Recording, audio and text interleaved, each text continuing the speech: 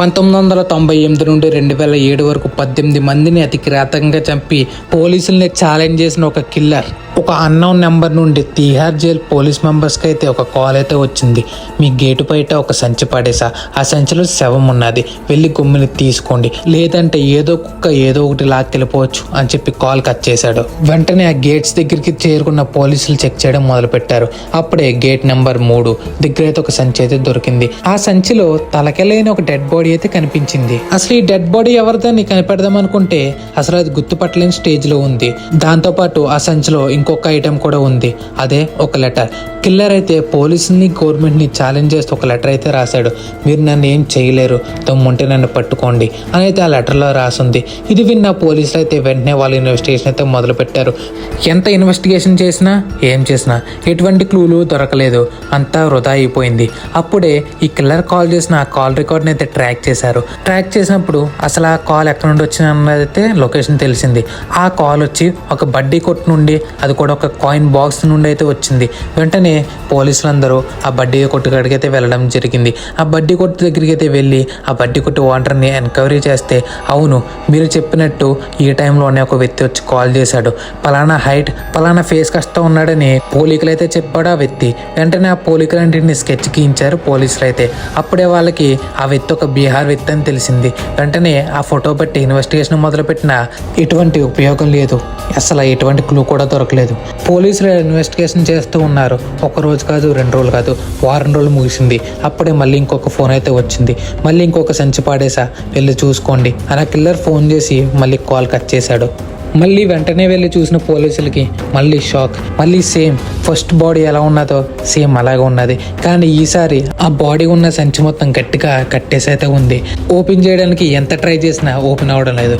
అప్పుడే అటుగా వెళ్తున్న ఒక వ్యక్తి తన దగ్గర ఉన్న కత్తితో పోలీసులకు అయితే హెల్ప్ చేసి ఆ సంచిని అయితే ఓపెన్ చేశాడు.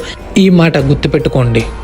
మళ్ళీ ఇంకో లెటర్ అదే సంచిలో, మీరు ఈసారి కూడా నన్ను పట్టుకోలేరు, తమ్ముంటే పట్టుకోండి అని రాసి ఉంచాడు ఆ కిల్లర్ అయితే. అసలు ఈ కిల్లర్ ఎవడో పోలీసులు తెలియడం లేదు, కానీ ఎంతో ప్రయత్నిస్తారు ఆ కిల్లర్ని పట్టుకోవడానికి.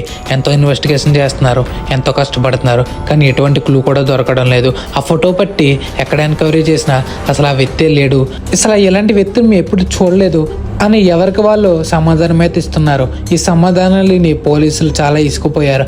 అప్పుడే మళ్ళీ ఇంకో వారం అయితే గడిచింది. అప్పుడు ఎప్పట్లాగే మళ్ళీ ఫోన్ వచ్చింది కిల్లర్ దగ్గర నుండి. ఈసారి కూడా కాల్ చేసి ఇంకో సంచిని పాడేసా, వెళ్ళి చూసుకోండి అని అయితే కాల్ కట్ చేశాడు. ఇంక వెళ్ళి చూసిన పోలీసులకి ఈసారి చాలా పెద్ద షాక్ అయితే తగిలింది. ఏంటంటే ఈసారి ఎటువంటి బాడీ లేదు, ఏమీ లేదు, కానీ ఆ సంచిలో ఉన్నదాన్ని చూసి అందరూ షాక్ అయ్యారు. ఆ సంచిలో కొన్ని కాళ్ళు కొన్ని చేతులు ఉన్నాయి. ఈ బాడీ పార్ట్స్ అన్నిటిని టెస్ట్ పంపిస్తే ఇవన్నీ ఒక వ్యక్తి కాదు, వేరే వేరే వ్యక్తులే అని తెలుస్తుంది. దాంతోపాటు అందులో ఇంకో లెటర్ కూడా ఉన్నది. ఇది నా ఫస్ట్ హత్య కాదు, ఇంతకుముందు చాలా హత్యలు చేశా, ఇంకా చేస్తూనే ఉంటా, మీరు నేను పట్టుకోకపోతే నేను ఎప్పటికైనా ఇలా హత్యలు చేస్తూనే ఉంటా అని ఆ కిల్లర్ అయితే ఆ లెటర్లో అయితే రాశాడు. ఇది చూసి పోలీసులు ఎలాగైనా వీడిని పట్టుకోవాలని చెప్పి పాత కేసులు తిరగేయడం అయితే మొదలుపెట్టారు.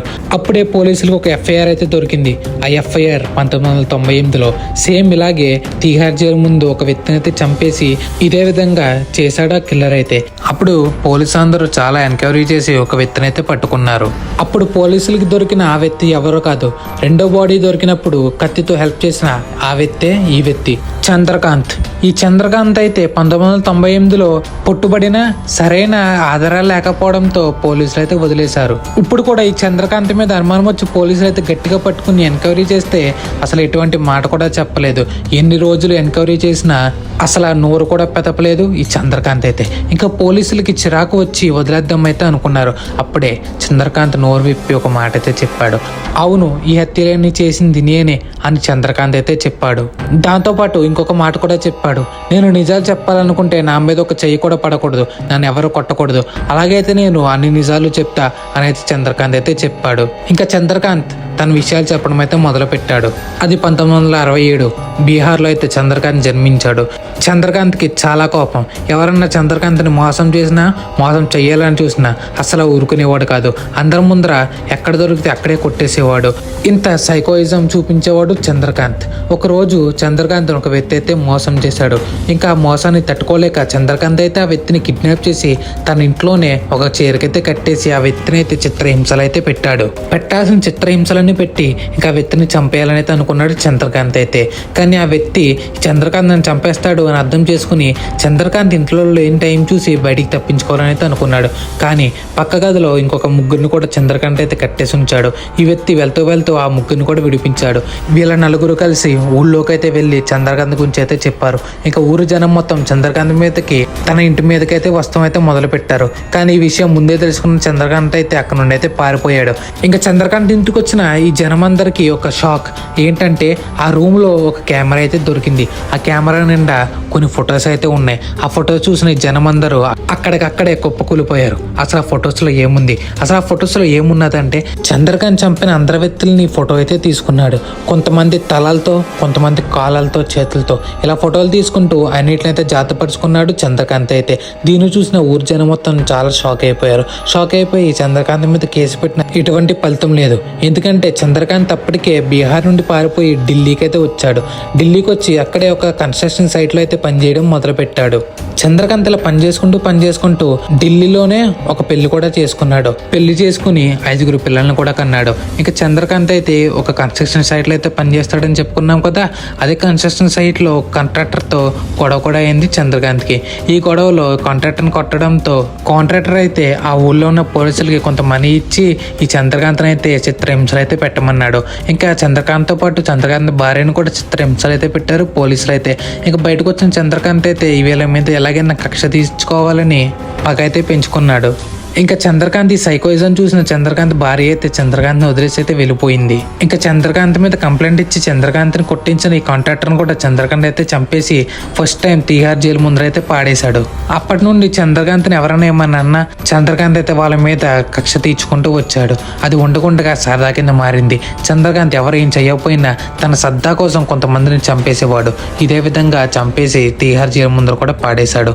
ఈ విషయం అయితే చంద్రకాంత్ తన నోటితో తనే ఒప్పుకున్నాడు. చంపేసిన వాళ్ళందరినీ యమునా రివర్లో అయితే పాడేసేవాడు. ఎందుకు ఇలా పాడేస్తామని పోలీసులు అడిగితే వాళ్ళందరూ తప్పులు చేసిన వాళ్ళు, ఆ యమునా రివర్లో పాడేస్తే వాళ్ళకి పుణ్యం దొరుకుతుంది అని అయితే చెప్పాడు. ఇంకా అది యమునా రివర్ని మొత్తం చెక్ చేసిన పోలీసులకైతే చాలా పెద్ద షాక్ అయితే తగిలింది. ఆ యమునా రివర్లో చాలా తలకాయలు, చాలా డెడ్ బాడీలు ఇవైతే ఉన్నాయి. కొన్ని డెడ్ బాడీలు అయితే అలా కొట్టుకుని వెళ్ళిపోయి ఉండొచ్చు అని పోలీసులు అయితే చెప్తున్నారు. ఇంకా చంద్రకాంత్ మీద సీరియస్ యాక్షన్ అయితే తీసుకుని కోర్టులో కూడా అమలు పరిచారు. అప్పుడు చంద్రకాంత్కి అయితే ఉరిశిక్ష అయితే అమలు చేశారు.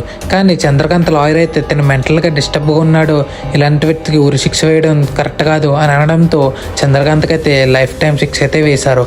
ఇంకా చంద్రకాంత్ అయితే తను ఏ జైలు ముందర చంపేసిన శవాల్ని పాడేశాడో అదే జైల్లో ఇప్పుడు ఊచలు లెక్క పెట్టుకుంటూ కూర్చున్నాడు. సో కర్మ అనేది ఎవరిని వదలదు.